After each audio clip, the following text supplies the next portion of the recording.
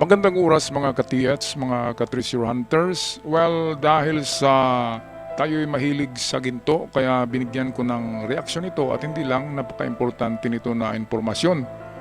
Dahil nga ito'y tungkol sa ginto at silver at sa ating pagbabago ng ating monetary system sa 2030. 2030, yan daw yung taon ng World Reset.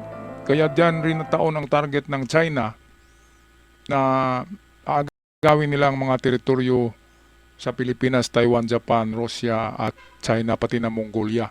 Kaya ito ang video courtesy sa atin ng isang vlogger sa labas, atin pakinggan. How to prepare yourself financially for 2030, the new world order, the great reset, because the financial apocalypse is coming. We've got tax hikes, digital ID, cashless society, online safety act, social credit systems and scoring, universal basic income, driverless cars. Here are the 5 ways to protect against Agenda 2030. Okay, so ito yung conspiracy theory lamang ito. Tungkol sa 2030, hindi natin alam kung talagang mangyayari yan o baka medyo matagal pa. Diba? Kasi ngayon nakikita na natin ng mga sinyalis na parating na nga ang ganyan, ang New World Order or itong New World Reset, kung saan ang mga pera natin ay magiging toilet paper na lamang ang halaga. Itatapon na lang yan, walang kakwenta-kwenta dahil ang pagbasihan ng value ng pera ay ang ating mga pagmamayaring mga ginto at silver. Well, talagang totoo yan. Dahil before na-colonize ang Pilipinas ng mga Spanish, ang ating monetary system ay mga butil ng ginto eh. Yung tinatawag na pinsolitos, mga butil ng ginto yun. At yun ang pambili natin noon. Iba't ibang sizes yun. Merong malaki, merong kasing laki lang ng mga munggo. Pero pagdating ng Kastila, nagbago ang lahat, di ba? Pagka-colonize sa atin ay nag-introduce ng mga Kastila ng pera. Ayun yung unang pera na tinatawag na barela. Barela coins gawa sa tanso ng mga Spanish. Okay, kaya ginto at pilak, mag-start na tayo ngayon pagbili. Meron akong tips sa inyo, yung vlog ko noon na nung nakarang linggo na sa Palawan ay meron silang installment na mga ginto, tinatawag na layaway. Makukuha nyo yun kasi mag-down lang naman kayo ng 3%. At buwan-buwan lang nyo babayaran sa upward lang ng inyong bulsa, di ba, hanggang sa matubos nyo lahat. Kaya yun, yung isang teknik yun na magkaroon kayo ng ginto kasi kailangan talaga natin merong ginto sa tinatawag na World Reset na taon, 2030. So ito na yung limang palatandaan ng tinatawag na yan na World Reset. Reset lahat eh. Ang pera, ang mga batas, isang batas na lamang nanggagaling ang batas ng mundo, yan ang tinatawag na the New World Order. Ito yung kinakatakutan ng mga relihiyon, ang New World Order, kasi pati reliyon yan ay matanggal eh. Kaya ito, balik tayo sa video. Number one, buy gold and silver. It is the only true form of money, and when everything goes to shit, you will be able to use gold and silver because money will be worthless. Number 2, have low amounts of money in the bank, and the money you do have in the bank spread across multiple Okay, banking so groups. start buying, ito yung pinakaunang gawin.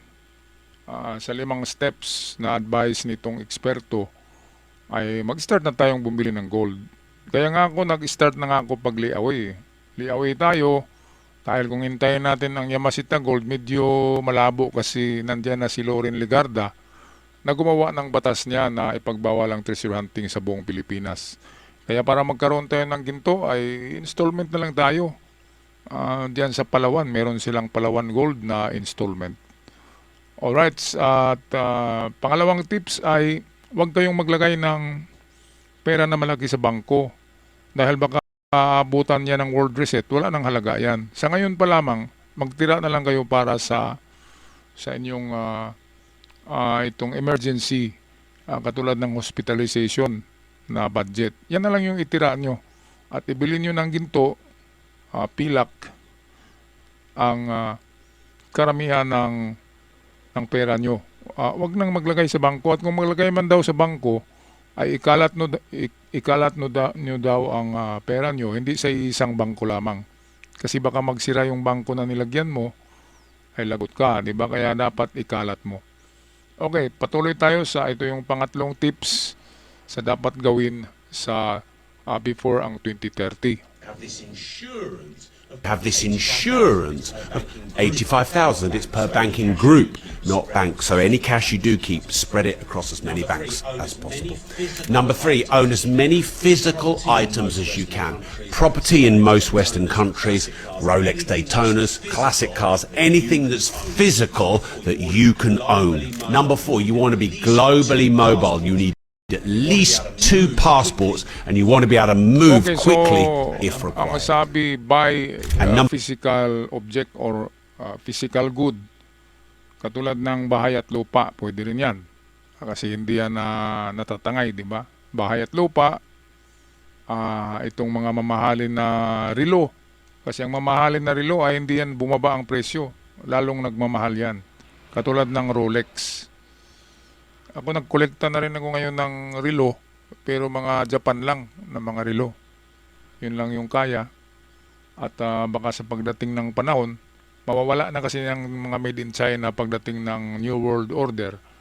Kung ang Amerika ang manalo sa labanan sa ganyang panahon, sa 2030, ang Amerika ang mag-impose ng batas, yan yung one government, one ruler, one president.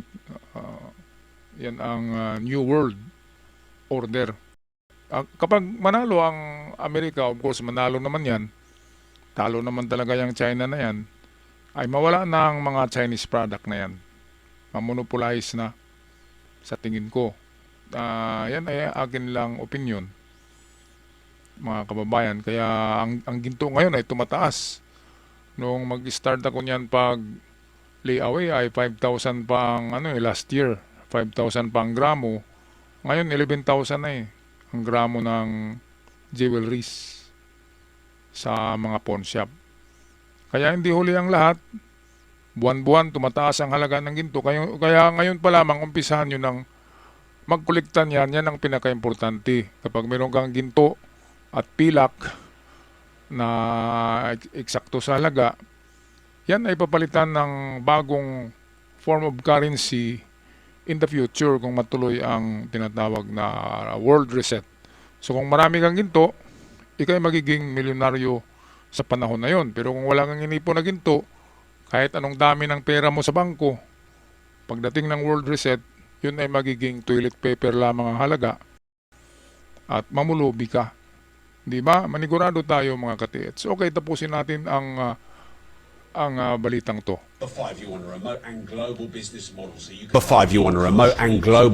model so you can have income streams from multiple countries in case the taxes go up and up and up in the West and you have to Okay, leave. so ito How to nga. prepare yourself financially. Prepare yourself financially pagdating ng panahon na to ay una, atin rewind ay bumili ng ginto at silver. Pangalawa ay bumili ng mga physical object na sa tingin mo ay nagtataas din ng presyo katulad ng mga Rolex na relo. Pangatlo ay mag-withdraw na kayo ng pera nyo sa bangko. Kung malaki ang nakalagay sa bangko, magtira lamang ng importante para sa, sabihin natin, hospitalization. Reserba lang nandyan sa bangko. At kung gusto mo man maglagay ng maraming pera sa bangko, huwag mong ilagay sa isang bangko lamang. Dahil sa baka mabankrupt ang bangko na yan, ay lagot ka. So ikalat sa bangko. Okay, so yan lang ang ating episode ngayon. Napaka-importante niyan. Kasi ginto, silver na naman, balik ang ating monetary system sa tinatawag na world reset na makumpisa daw sa 2030. Hindi naman ito sigurado na mangyari, pero palagi itong pinag-usapan sa social media, mga ka-TH. Okay, so ako'y magpaalam na. Maraming salamat. Huwag kalimutan mag-subscribe. Hanggang sa muli, paalam.